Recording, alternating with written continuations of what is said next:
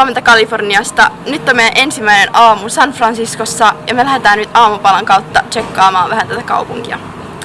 Tervetuloa mukaan katsomaan mun päivää.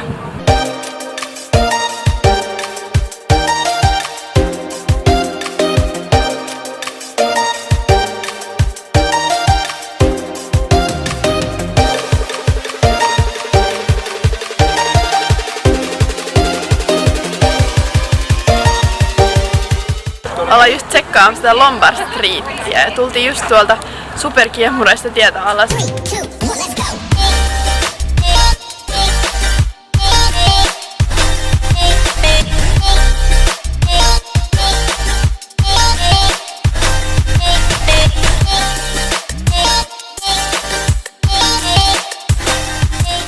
Matka jatkuu kohti Fisherman Streetia. Ai se oli walk? Wharf. Wharf. Wharf.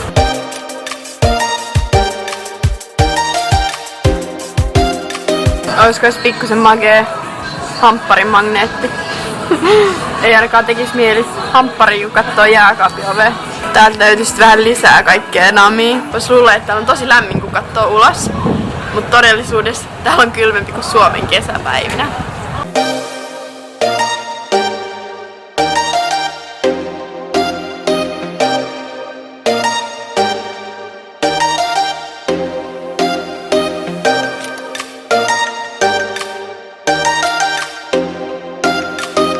Siis nämä kaikki rekkarit täällä on niin nättejä, miksei Suomessa voi kans näyttää tältä. Tuli niin kylmä, että piti käydä ostaa kaikille hupparit.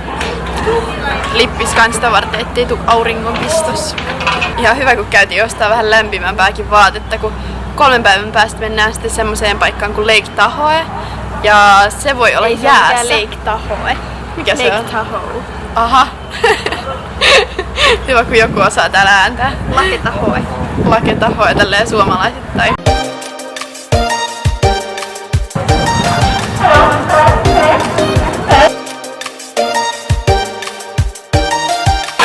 Anni, onks hyvä? No niin, nyt on massut täynnä ja seuraavaksi olisi tarkoitus lähteä tonne ylös.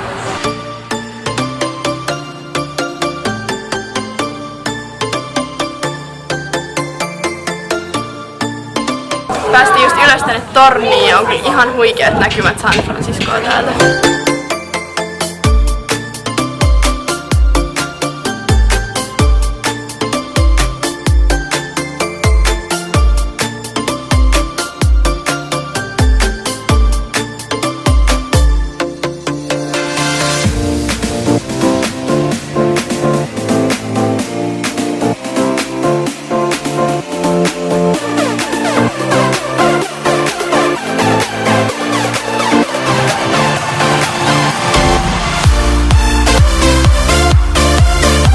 Me tultiin nyt käymään täällä ihan San Franciscon keskustassa ja alkaa kyllä vähän aikaero. Rasvatus tuntuu tässä, kun Suomessa olisi kello 3 yöllä.